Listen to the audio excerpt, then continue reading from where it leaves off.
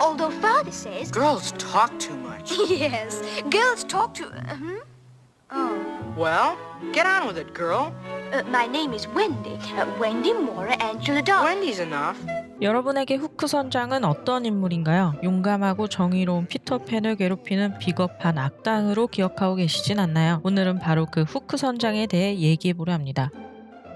1953년 디즈니의 고전 애니메이션 피터팬에서는 피터팬과 영원한 라이벌인 해적 후크 선장이 등장합니다. 그는 큰 키에 곱슬거리는 검은 머리를 가지고 있으며 언제나 빨간 제복을 갖춰 입고 다니는 모습이 인상적입니다. 특히 트레이드 마크와 같은 왼손의 후크는 그가 후크 선장이라 불리우는 이유였습니다. 빌런의 조상님격인 후크 선장은 그에 걸맞게 무자비한 성격을 가지고 있었는데, 예를 들면 자신의 신기에 거슬리는 노래를 부르는 부하를 고민하지 않고 총으로 쏴버리는 잔혹한 모습도 보여주었습니다.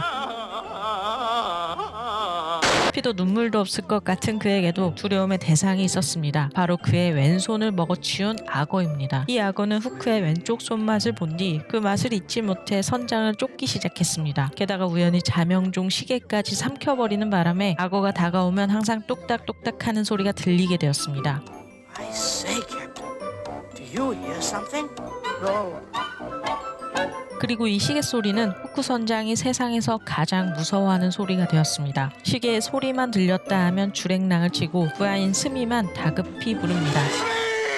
어렴풋한 기억 속 후크 선장의 왼손에 대해서 어쩌다 악어에게 뜯어 먹혔겠거니 싶지만, 기억하는 분들은 아시는 대로 그의 손을 자른 사람은 다름 아닌 피터팬이었습니다. 치열한 결투 중 피터팬이 후크 선장의 왼손을 칼로 잘라냈고 그 잘린 손을 근처에서 배회하던 커다란 악어에게 던져주었습니다. 이 잔인한 이야기는 피터팬이 네버랜드의 인어들에게 자주 들려주는 무용담 중 하나이기도 합니다.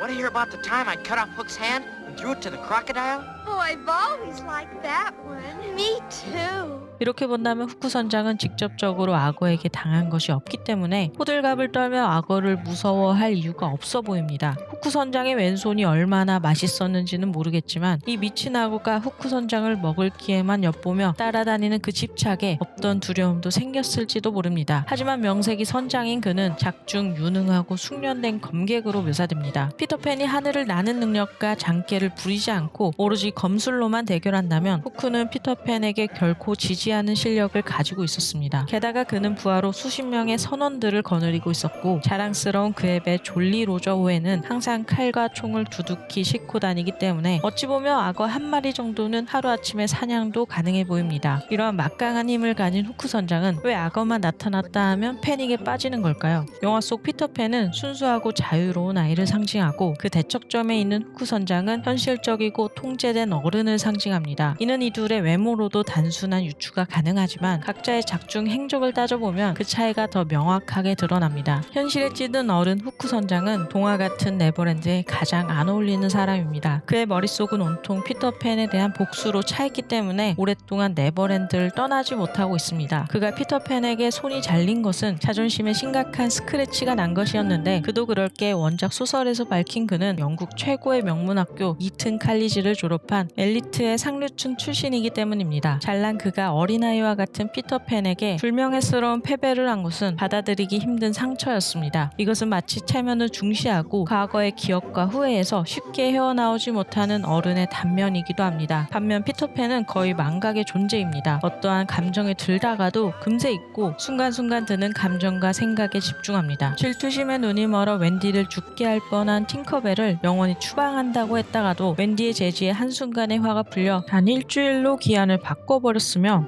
Don't you know you might have killed her? Tinkerbell, I hereby banish you forever. Please, not forever.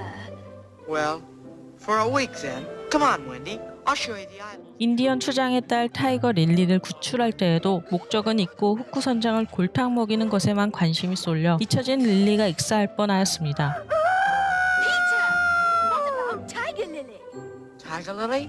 Oh, 이는 즉흥적이고 충동적이며 지금 이 순간에만 몰두하는 아이의 모습을 보여줍니다. 피터팬과 후크 선장은 대인 관계에서도 아이와 어른의 차이를 보여주었는데 피터팬은 너도 나도 우리 모두 친구로 처음 만난 릴리와 존, 마이클에게 어떠한 거부감도 없이 친구로 대했으며 네버랜드의 인디언 인어들도 모두 피터팬의 친구들입니다. 누구든지 편견 없이 바라보고 금방 잘 어울려 다니는 아이의 모습으로 볼 수 있습니다. 반면 후크 선장은 많은 부하를 거느리고 있었지만 그가 감정적으로 소통하고 의지하고 친구라고 불릴 만한 존재는 오직 스미 한 명뿐입니다. 이는 갈수록 협소한 인간관계를 가지는 어른의 모습을 보여줍니다. 이렇듯 영화는 끊임없이 아이와 어른을 상징적으로 표현하기 때문에 후크 선장을 위협하는 악어도 단순히 코믹한 식인 악어라기보다는 어른을 위협하고 공포에 떨게 하는 어떤 존재일지 모릅니다. 후크 선장에게 똑딱거리는 시계와 함께 다가오는 악어는 바로 그 시간 그 자체를 의미한다고도 해석할 수 있습니다. With his tick-tock, tick-tock, tick-tock.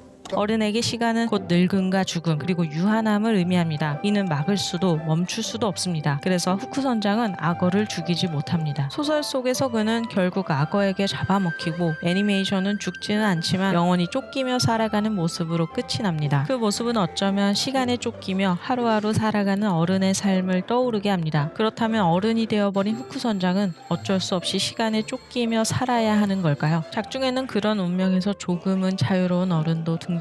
스미는 상황을 있는 그대로 받아들이고 후회나 집착 없이 자기 자리에서 묵묵히 일하는 인물입니다. 그는 후크 선장을 대신해 악어를 쫓아내고 언젠가는 네버랜드를 떠나 해적으로 멋지게 살고 싶어 하지만 그렇다고 후크를 미워하지는 않습니다. 오히려 진심으로 후크 선장을 친구로 생각하며 그를 이해하고 곁을 지켜줍니다. 그리고 그가 스스로 마음을 바꿀 때까지 묵묵히 기다립니다.